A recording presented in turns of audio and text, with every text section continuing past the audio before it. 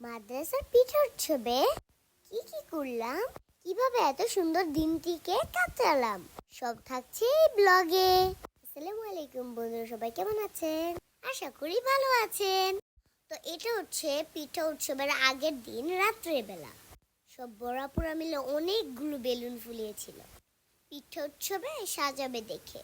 Balloon ফোলানো এত মজা ছিল যে আমি তো পাগলই হয়ে গিয়েছিলাম। আর এটা হচ্ছে পিঠা উৎসবের ব্যানার। বন্ধুরা, তোমরা কিন্তু মাদ্রাসা এন্ড স্কুলের কোনো অনুষ্ঠান মিস করবে না, কারণ এই অনুষ্ঠানগুলো অনেক জরুরি। এখানে অনেক মজা করে হয় ও অনেক কিছু শেখাও যায়। দেখেন, আমার ফেভারিট কালার হোয়াইট এন্ড পার্পলের মাঝে সুন্দর একটি ব্যানার। আর এখানে বড়াপুরা কাগজ দিয়ে ফুল বানাচ্ছে, এগুলো দিয়েও সাজাবে। আমার তো ঈদের চেয়েও বেশি আনন্দ লাগছে এটা ভেবে যে কালকে আমি এত পিঠা খাবো আর অনেক আনন্দ করব। নতুন জামা পরবো, আবার আমাদের বন্ধুরাও নতুন জামা পরবে। এটা ভেবে তো আমার অনেক ভালো লাগছে। তাই অনুষ্ঠানটির জন্য আমি অনেক খুশি ছিলাম।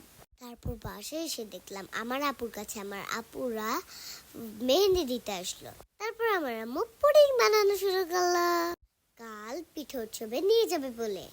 পুডিং এর ক্যারামেলটা অনেক পুড়ে গিয়েছিল, কারণ আমার আম্মুর মনটা অনেক খারাপ ছিল। তারপরেও আমার আম্মু অনেক কষ্ট করে পিঠা বানিয়েছে।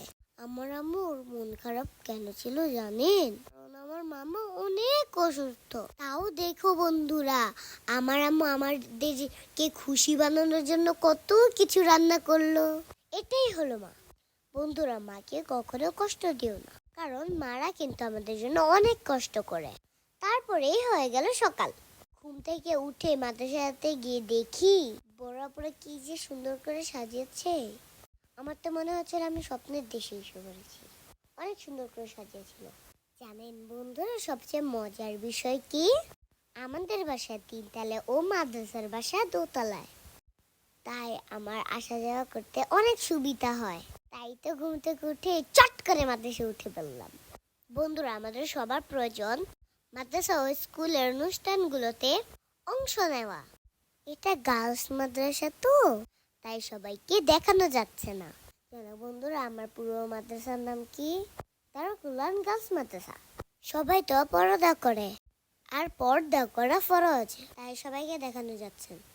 তোমরা কিন্তু পর্দা করবা, নামাজ পড়বা। তারপর আমি মাদ্রাসা থেকে বাসায় চলে আসলাম। সেই রেডি হয়ে গেলাম।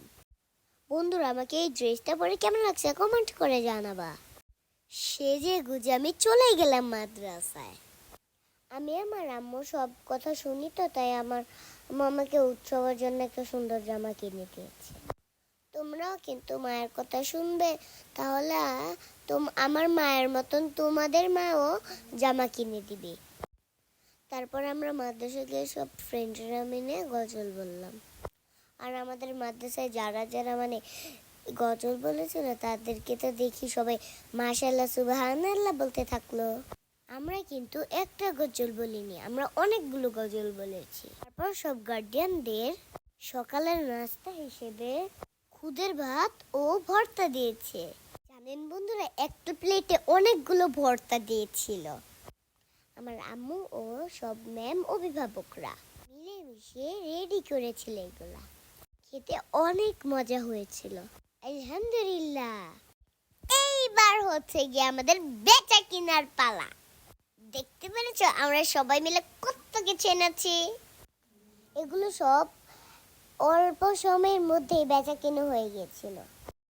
এখানে অনেক রকম পিঠা ও অনেক রকম ডেজার্ট ছিল।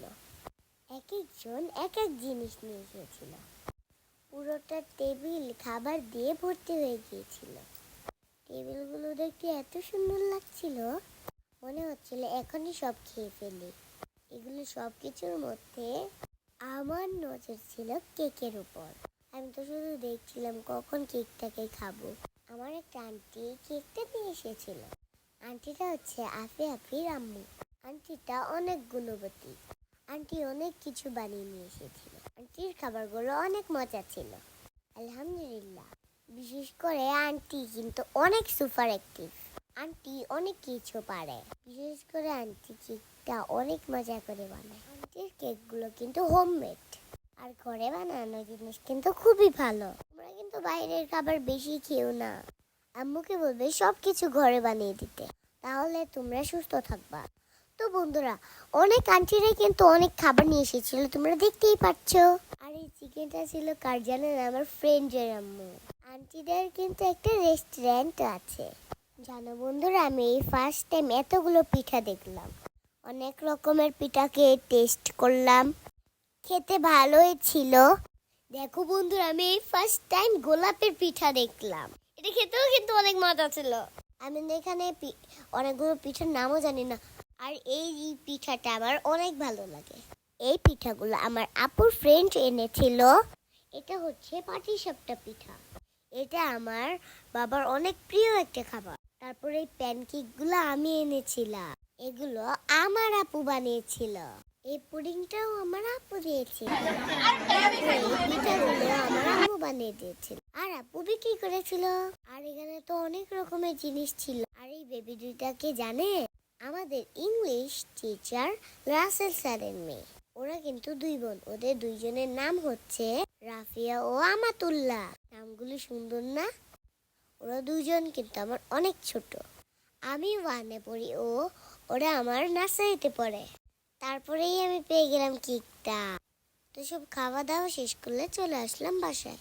তো বন্ধুরা, আজকে এই পর্যন্ত ছিল। ভালো থাকবেন, সুস্থ থাকবেন, আল্লাহ হাফিজ।